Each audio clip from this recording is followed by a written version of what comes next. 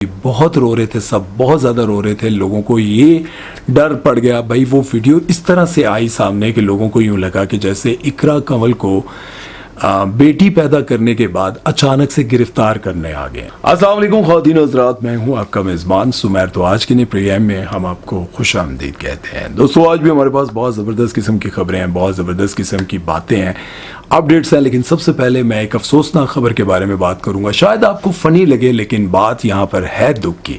भाई, एक वो शख्स जिसने इतने लंबे और खूबसूरत बाल रखे हुए हैं, भले उन्हें पीछे रखे, लेकिन यार उस बंदे की फ्रंट पर आकर माथे के ऊपर अंडा मारना, यार कहाँ का इंसाफ है। देखिए, अल्लाह ने उस बंदे को जैसा भी बनाया, जो भी है, वो दुनिया को हंसाता है। नाम है उसका चाहत फ़तेह अली खान। एक शख्स दुनिया में लोगों को हंसा रहा है, शुगर लगा रहा है, जो भी कर रहा है। यार उसको लंदन में लोगों के सामने, जहां उसके फैंस खड़े थे, लोग उससे मिलना चाह रहे थे, और एक शख्स जो है नकाब करके आता है और उसके सर पे अंडा फोड़कर चला जाता है। उसने अपने आप को फुल कवर्ड किया होता है और जोर जोर से कहता है बद्दो बद्दी बद्दो बद्दी, और साथ ही दूसरा आता है, दूसरा भी अंडा मार के अचानक से जाता है। अब कुछ लोगों का ये कहना है कि चाहत फ़तेह अली खान ने ये खुद करवाया है ताकि एक बार फिर से जो है वो खबरों की जीनत बने। लेकिन मैं ये समझता हूँ यार, इतना कोई नहीं गिर सकता कि अपने ऊपर अंडे जो है ना, मतलब आपको पता है यार, ये बड़ी इंसल्ट वाली बात है, तकलीफ दे बात है। और कुछ लोग ये कहते हैं कि चाहत फ़तेह अली खान की इतने अरसे से इंसल्ट हो रही है, अब भी होती होगी, और वो चाह रहे होंगे कि कुछ ऐसा करूं कि लोग मेरे लिए बोलें। क्योंकि उनके साथ जो लोग जुड़े हुए हैं ना, जो उनके टीम के लोग हैं, वो अब अकेले नहीं हैं भाई। बहुत सारे लोग हैं जो फ़ोन उठाते हैं, जो पैसे तय करते हैं, कब आएंगे, कितने पैसे लेंगे, क्या चीज़, वो सारी बातें। हो सकता है कि टीम के किसी मेंबर ने ये कहा हो कि भाई इस तरह करते हैं, ये एक बार फिर से वायरल हो जाएगा। पर आप लोगों को क्या लगता है, ये सच है, झूठ है? समझ से बाहर है यार। अब तो वो बेचारा इतने ज़बरदस्त गाने रिलीज़ कर रहे हैं, इतने सुपर हिट हो रहे हैं। अब तो इंडिया वालों ने उनको कहा है कि शाहरुख खान के आने वाले, वो बेटे की आने वाली नई फिल्म पे चाहत फ़तेह अली खान का गाना लिया जाएगा। और शाहरुख खान तो मिन्नतें कर रहे हैं भाई। यार देखो, मजाक अपनी जगह, लेकिन एक बात मुझे ये बताओ कि इस शख्स ने किसके साथ फ्रॉड किया है? किसी के साथ फ्रॉड नहीं किया। आप इतने बड़े बड़े ऐसे लोग जिन्होंने फ्रॉड किए होते हैं, पता नहीं क्या कुछ नहीं किया होता, उनकी आप लोग इज्जत करते हैं। लेकिन एक वो शख्स जो दुनिया को हंसा रहा है, दुनिया में लोगों को हंसाता है, शुगर लगाता है, यार उस बंदे के साथ इस तरह करना बहुत गलत है, बहुत गलत है। बहरहाल आप लोगों का इस बारे में क्या कहना है, कमेंट सेक्शन में जरूर बताइएगा। खैर, चलते हैं नेक्स्ट खबर की तरफ और बात करते हैं मुबशर लुकमान के बारे में, जिन्होंने आतिफ असलम के लिए ऐसे वर्ड्स इस्तेमाल किए हैं कि जो कि एक इतने बड़े और सीनियर सहाफ़ी को नहीं करने चाहिए थे।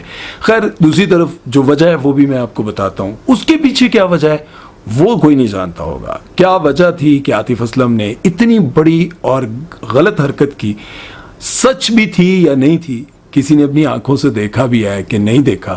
आतिफ असलम जो कि पाकिस्तान का इतना बड़ा नाम है, वो ऐसी हरकत कर सकते हैं? ये भी सोचने वाली बात है। ठीक है, अब दोनों चीजें जो हैं वो मैं आपके सामने रखने लगा हूं। उसको देखते हुए आप लोगों ने बताना है, क्या मुबशर लुकमान, जिन्हें किसी दौर में बड़े शौक से देखता था, खरा सच और दिलेर सहाफी थे, नो डाउट, बड़े बड़े लोगों से वो पंगा लेते थे। ठीक है, अब होता यह है कि वो दो, एक होस्ट हैं और दूसरी तरफ जो है वो मुबशर लुकमान साहब बैठे हुए हैं। बात करें जी, आतिफ असलम ने एक बहुत बड़े इंटरनेशनल इवेंट पर पाकिस्तान का झंडा पकड़कर एंट्री करने से इनकार कर दिया। दूसरी तरफ देखा जाए तो इंडियन सिंगर जब एंटर हो रहे हैं तो उन्होंने वो इंडिया का झंडा भी पकड़ा, और वो जो फॉग निकलती है उसको भी उन्होंने इसी तरह से सेट किया हुआ था कि उसके कलर्स जो है वो इंडियन परचम की तरह थे। अब ये सारी चीजें देखते हुए उन्होंने देखा कि यार आतिफ असलम को पाकिस्तान का झंडा पकड़ाया गया, तो उन्होंने इनकार कर दिया। अब ये सारी चीजें देखते हुए मुबशर लुकमान ने कहा, मैं तो क्या ऐसे शख्स पर लानत ना भेजूं तो क्या भेजूं, मेरे मुंह से लानते ना निकले तो क्या निकले। आतिफ असलम के लिए मैं लानत, और इस तरह का वर्ड उन्होंने इस्तेमाल किया। अब बात यह है कि एक तरफ पाकिस्तान का बहुत बड़ा नाम आतिफ असलम, बहुत बड़े सिंगर, जिन्होंने ना सिर्फ पाकिस्तान में बल्कि इंडिया में, दुनिया भर में जहां जहां बड़े बड़े कॉन्सर्ट्स होते हैं, पाकिस्तान, इंडिया, बांग्लादेश से लोग आते हैं। दुनिया भरी पड़ी है भाई। हम लोग समझते हैं कि हम सिर्फ पाकिस्तान, इंडिया और ये लोग हैं, लेकिन जब बाहर जाते हैं सबसे ज्यादा और कंट्रीज के लोग जहां पर इकट्ठे होंगे ना, वहां पे सबसे ज्यादा पाकिस्तानी इंडियंस इकट्ठे होते हैं और इन्हीं का हजूम ज्यादा होता है। और ऐसे ही लोगों में जहां एक बहुत बड़ा हजूम था, बहुत बड़ा इवेंट था, वहां पर आतिफ असलम साहब ने पाकिस्तान का झंडा नहीं पकड़ा।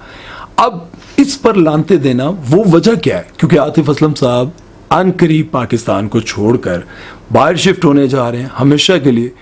और एक और उन्होंने इंटरव्यू लगाया जो कि मुझे बिल्कुल नया ताज़ा इंटरव्यू नहीं लग रहा, क्योंकि अब के फेस में और उस फेस में बहुत फर्क है। इंटरव्यू करने वाले होस्ट ने पूछा क्या आप बॉलीवुड को मिस करते हैं? उन्होंने कहा हाँ, बॉलीवुड को बहुत मिस करता हूँ, इंडियन फैंस को बहुत मिस करता हूँ। और उन्होंने सलाम किया, लेकिन जो होस्ट बैठे हुए थे मुबशर लुकमान के साथ, वो कहते हैं कि नमस्ते किया, फलां किया। यार समझ नहीं आती यार कि आखिर इस कदर क्यों, ऐसा क्यों? मुबशर भाई आप तो कमाल के होस्ट हैं, आपको तो ज़रूरत ही नहीं है इस पर बात करने की। मैं ये समझता हूँ कि आप वो जो प्रोग्राम करते थे ना, खरा सच, हा क्या कमाल, सच क्या कमाल का प्रोग्राम होता था। मुझे पता है कि आपने बहुत सारे केसेस का भी सामना किया, आपने बहुत सारी मुश्किलात का भी सामना किया, बड़ी दिलेरी के साथ आप वो सारे प्रोग्राम्स करते रहे। और जाहिर है वो प्रोग्राम हमारे उस वक्त हमने कभी सोचा भी नहीं था कभी कैमरे के सामने आकर हम बैठेंगे। तो आप तो तब से हैं और ये काम कर रहे हैं, और उससे कई साल, और उससे भी कितने साल पहले से आप ये जंग लड़ रहे हैं खरा सच दिखाने की। तो मुझे नहीं लगता कि आपको आतिफ असलम के लिए इस तरह से अल्फाज इस्तेमाल करने चाहिए थे।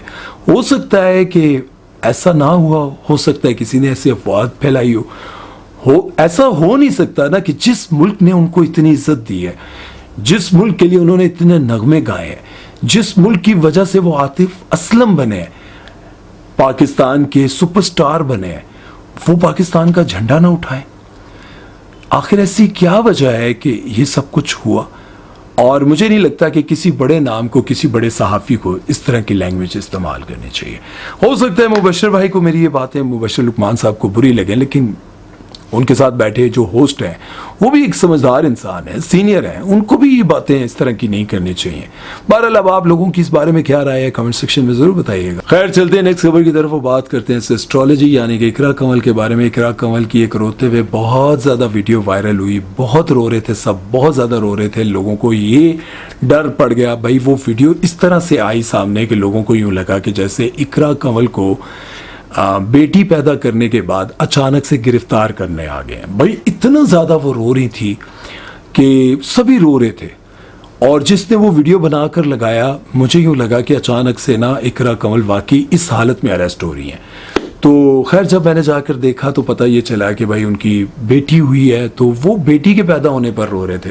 जब बेटी के पैदा होने पर वो रो रहे थे तो लोगों को यूँ लगा कि यार वो पहले ही बहनें हैं, तो उनको कुछ लोगों ने ये भी बनाया कि भाई बेटी पैदा होगी है तो उनको अब दुख हो रहा है कि इस बार भी हमारे घर में बेटा नहीं हुआ। लेकिन जब मैंने जाकर वो प्रॉपर व्लॉग देखा, वो चीज़ें देखी, तो मैं आपको इसलिए क्लियर करना चाह रहा हूँ कि वो रो इसलिए रहे थे कि अल्लाह ने उनको पहली बार, देखिए पहली औलाद, उसको अपनी गोद में लेना, और वो खालाएं, वो नाना नानी, वो जितने भी बाप, सब वो क्या, मेरी बेटी 9 साल बाद हुई है। मेरे 2 बच्चे पहले से अल्हम्दुलिल्लाह हैं, बड़े हो गए हैं, लेकिन जब मेरी बेटी 9 साल बाद हुई, जो अक्सर आप देखते भी हैं भाई, उसको अजान देते हुए, एक अजान अभी ख़त्म नहीं हुई थी तो मेरे आंसू इतने ज़ोर से निकले कि मेरी आवाज़ भी साथ रोने की निकली।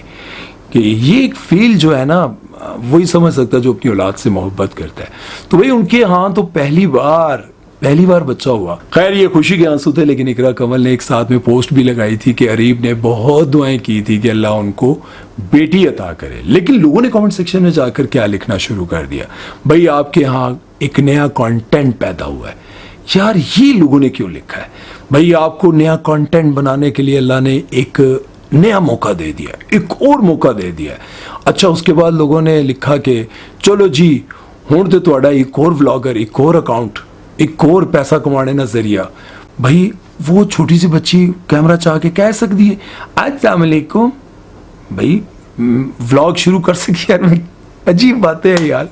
भाई ठीक है वो कंटेंट क्रिएटर हैं, चीज़ें जो भी हैं। हाँ एक चीज़ मुझे बड़ी बुरी लगी थी, जब वो ना ये दोस्तों को बुला कर पूछ रही थी कि अरीब के और इन सारों से कि भाई साढ़े घर की पैदा होएगा।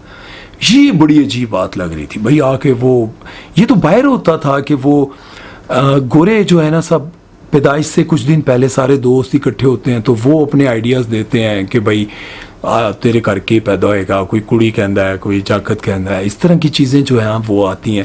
लेकिन हमारे यहाँ ये कैसे हो सकता है कि यार एक लड़की जो है वो सब रिलेटिव्स दोस्तों को इकट्ठा करके उनसे पूछ रही हो कि भाई मेरे घर क्या पैदा होगा। ठीक है, तो इस इवेंट को बाहर पता नहीं क्या कहते हैं, जेंडर रिव्यू है, रिवील सॉरी मैं असी तो रिव्यू ही कर दें, सानू तो और कुछ जानता नहीं।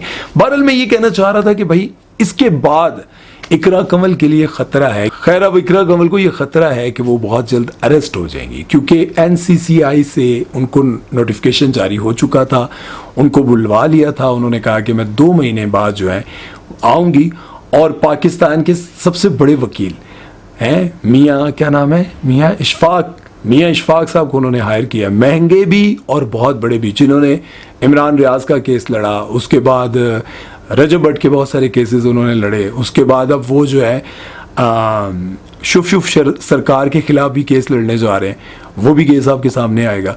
ये सारी चीज़ें जो है ना आपके सामने आएंगी। और दूसरा ये है कि आपको क्या लगता है इकरा कंवल भी डक्की भाई की तरह फंसेगी जिस तरह से डक्की के साथ हुआ? क्या इकरा कंवल और उसके बाद कंवल जुल्करनैन इन सब के साथ भी ये होगा?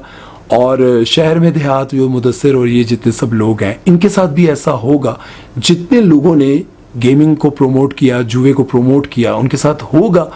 या सिर्फ ये गेम सिर्फ महदूद रही डक्की भाई तक? ये सारी चीज़ें आप लोगों ने मुझे बतानी है कमेंट सेक्शन में। लेकिन यहाँ पर मैं एक जो अहम बात आप लोगों को बताना चाहता हूँ, कुछ ही दिन के बाद जो शुभ सरकार है उन पर बहुत बड़ा केस आपस में जो है वो मियाँ इशफाक लड़ने जा रहे हैं और बहुत बड़ा मुकाबला होने जा रहा है। अब आपको क्या लगता है ये जो प्रॉपर्टीज़ ये सब कुछ सामने आया था, 8 अरब की प्रॉपर्टीज़ कैसे बनी ये शुभ सरकार की, इस्लामाबाद में बड़े बड़े घर, बड़ी बड़ी गाड़ियाँ, ये सब कुछ कहाँ से आया, कैसे हुआ, कौन जीतेगा? आपको क्या लगता है? अब तक तो मियाँ इशफाक जितने भी केसेस उन्होंने लड़े हैं वो उन्होंने जीते हैं। आज तक मुझे नहीं लगता कि उन्होंने नॉर्मल केस उन्होंने कभी लड़या भी नहीं होना। जो भी वो केस लड़ते हैं बड़े लोगों के लड़ते हैं, ज़ाहिर है जिनके पास पैसे हैं। लेकिन यहाँ पर कौन जीतेगा कौन हारेगा आप लोगों ने कमेंट सेक्शन में ज़रूर बताना है। अपना बहुत सारा ख्याल रखिएगा, दुआओं में याद रखिएगा। ते ऐ ना लिखा करो एक और कंटेंट पैदा हो गया। यार ये जुमला जो है ना जिसने भी लिखा ना पक्का शरारती है यार तू।